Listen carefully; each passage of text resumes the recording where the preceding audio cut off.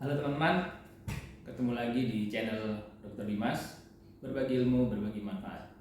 Nah, kali ini saya akan membahas tentang siklus haid. Tentunya pada wanita normal pasti selalu mengalami siklus haid. Nah, apa sih yang disebut dengan siklus haid itu, dan sebenarnya apa saja yang terjadi pada saat seorang perempuan itu mengalami siklus haid? Yuk kita bahas satu-satu ya. Oke, jadi teman-teman, siklus haid itu adalah satu periode ya, di mana seorang perempuan mengalami perdarahan akibat adanya dinding rahim yang luruh. Jadi ada dinding rahim yang luruh sehingga terjadi perdarahan. Biasanya jumlahnya tidak terlalu banyak, artinya masih bisa toleransi. Dan siklus haid ini terjadi pada saat pertama kali itu usia kira-kira 10 sampai 14 tahun. Dan itu adalah ring normal. Bila terlalu dini, kadang-kadang terjadi usia 8 tahun, atau terlalu lambat 16 tahun baru haid misalnya, maka sebaiknya diperiksakan ke dokter kandungan karena ada beberapa penyakit yang bisa menyebabkan hal-hal yang demikian tadi. Oke, itu tentang menak ya. Menak itu adalah masa pertama kali seorang perempuan mengalami haid. Pernah saya bahas di periode atau di video yang sebelumnya. Oke. Berikutnya apa sih yang sebenarnya terjadi pada saat haid itu ya? Yang pertama biasanya ada perdarahan pasti ya. Semua seorang perempuan pasti mengalami perdarahan pada saat haid. Perdarahan ini terjadi akibat lepasnya atau luruhnya dinding rahim sehingga pembuluh-pembuluh darah yang awalnya tertutup oleh dinding rahim itu menjadi terbuka. Dan di mana yang terjadi adalah keluar darah pada periode-periode tertentu, biasanya selama 7 hari sampai dengan 14 hari ya. Ada juga yang 3 hari atau 4 hari, dan itu masih dalam batas normal ya. Nanti akan saya bahas pada video-video selanjutnya nanti tentang siklus haid yang tidak normal.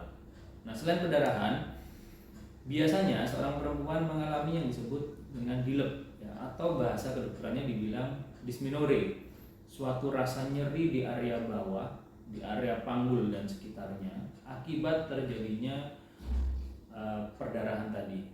Mengapa terjadi nyeri ini? Nyeri ini terjadi pertama, memang proses haid itu sendiri adalah proses radang, dan sewajarnya radang, semua radang pasti akan mengalami nyeri. Kita ambil contoh saja pada saat kita radang tenggorokan gitu, pasti kita mengalami nyeri telan. Dan proses haid juga mengalami proses peradangan sehingga ada rasa nyeri pada saat perempuan haid. Oke, itu yang kedua. Nah, yang jadi masalah adalah kalau nyeri itu terlalu berlebih.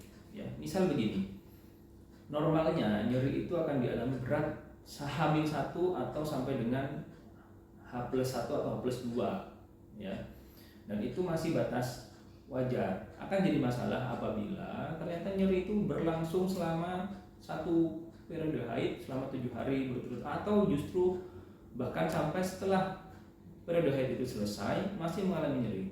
Dan itu sebaiknya diperiksakan ke dokter kandungan karena ada beberapa penyakit, contohnya endometriosis gitu ya, itu bisa menyebabkan nyeri hebat. Bahkan pada saat tidak haid pun kasus-kasus dengan endometriosis ini mengalami nyeri hebat yang membuat kualitas hidup seorang wanita itu terganggu akibat nyerinya yang tidak bisa ditahan. Ya, jadi kalau ada yang mengalami seperti itu, sebaiknya diperiksakan ke dokter apakah perlu diterapi atau tidak. Dan yang ketiga, masih terkait dengan perdarahan, biasanya bisa terjadi perdarahan yang cukup banyak. Ya, normalnya perdarahan haid seorang perempuan itu mungkin hanya 2 sampai 4 pembalut dalam satu hari, ya, dan tidak berlebih jumlahnya.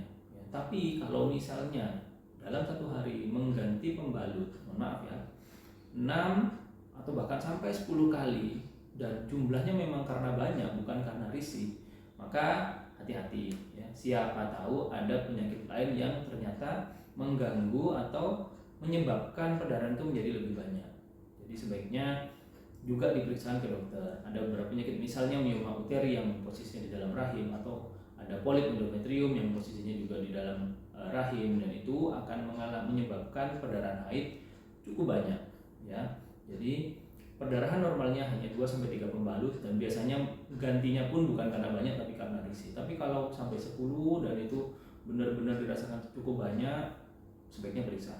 Dan hati-hati bila terjadi perdarahan yang cukup banyak ini, karena apa? Karena pertama bisa menyebabkan anemia, ya, karena darah yang saking banyaknya keluarnya maka tentu bisa menyebabkan anemia akibat perdarahan, dan itu menyebabkan kita lemah, ya, pusing, ya, kemudian mata berkunang-kunang, tidak semangat, nafsu makan turun dan sebagainya karena akibat hilangnya darah. Dan itu bisa menyebabkan gangguan segalanya, mulai dari gangguan yang ringan-ringan, kalau dibiarkan bisa mengalami gangguan jantung dan gangguan otak. Oke. Nah, teman-teman, itu tadi kemungkinan-kemungkinan yang bisa terjadi pada saat kita haid. Sekarang lanjut ke pembahasan berikutnya, yaitu masa subur. Biasanya perempuan-perempuan itu tertarik dengan masa suburnya. Kapan masa subur itu terjadi dan bagaimana cara menghitungnya? Oke, nah kapan sih masa subur? Atau begini saja, kita urut aja. Apa sih masa subur itu? Masa subur itu adalah masa di mana seorang perempuan itu mengeluarkan sel telur, ya. Saya pernah membahas tentang fungsi organ kandungan, yaitu ovarium atau indung telur, di mana dia menghasilkan sel telur. Terjadi setiap bulan, dan bila terjadi pembuahan atau hubungan suami istri maka bisa menyebabkan suatu kehamilan, ya. Nah, bagaimana cara menghitung masa subur ini dan bagaimana cara menerapkan maknanya apa kalau sudah ketahui masa subur itu? Jadi begini, masa subur itu biasanya terjadi 2 minggu sebelum haid yang berikutnya. 2 minggu sebelum haid yang berikutnya. Jadi teman-teman harus memperkirakan, kira-kira aku siklus depan itu haidnya di tanggal berapa, dikurangi 2 minggu, ya, dikurangi 14 hari. Nah, itu adalah masa-masa di mana seorang perempuan kemungkinan terjadi suatu ovulasi atau keluarnya sel telur, yang bila terjadi pembuahan atau hubungan suami istri maka bisa menyebabkan kehamilan, gitu ya. Sebagai contoh, misalnya hari pertama haid adalah 1 Januari dan siklus 28 hari, maka kemungkinan haid yang berikutnya adalah tanggal 28 atau 29 Januari, kira-kira begitu. Kita tentu tidak bisa mematok harga atau tanggal pas di tanggal berapa karena banyak faktor, ya, terkait siklus ini, tapi ancar-ancar saja, kira-kira saja di angka tanggal segitu. Nah, setelah tahu tanggal berikutnya, tanggal haid selanjutnya dikurangi 14 hari. Kalau tadi 28, maka dikurangi 14 hari, kira-kira 14 Januari. Di range tanggal segitulah kira-kira terjadi suatu masa subur. Bisa tanggal 13, bisa tanggal 14, bisa tanggal 15, atau mungkin tanggal 16. Jadi di range itulah yang dianjurkan bila pasangan suami istri ingin melakukan program hamil, maka dicoba hubungan di periode yang tadi saya jelaskan. Jadi pada saat masa subur itu. Nah, nanti akan ada satu video khusus mungkin tentang masa subur ini, terkait perubahannya, kemudian cara mendeteksinya, kemudian apa saja yang terjadi pada saat masa subur. Nanti akan saya coba buatkan satu video khusus tentang masa subur. Nah, setelah masa subur apa yang terjadi? Setelah masa subur, rahim itu menyiapkan suatu kondisi, yaitu kondisi di mana persiapan hamil, ya. Meskipun belum menikah, rahim itu diprogram supaya tercipta kondisi apabila terjadi kehamilan, rahim itu siap. Nah, jadi dinding rahim mulai kembali menebal, kemudian kadang-kadang ada terasa masih kram gitu, ya, di perut bawah, dan biasanya di akhir-akhir siklus menjelang siklus baru itu hormon sudah mulai turun. Kalau tidak terjadi kehamilan, hormon itu sudah mulai turun, kemudian terjadi sindrom PMS, premenstrual syndrome, akibat turunnya hormon-hormon tadi. Dan memang bila tidak terjadi kehamilan maka akan berakhir dengan haid, ya, dan mulai siklus baru lagi. Nah, itu tadi sedikit tentang siklus haid, ya. Mudah-mudahan bisa memberi gambaran singkat tentang apa yang terjadi pada perempuan pada saat haid, ya. Nah, berikutnya nantikan video-video yang menarik dari saya. Dan selalu subscribe channel ini, ikuti channel ini, jangan lupa like dan juga komen. Salam berbagi ilmu, berbagi manfaat.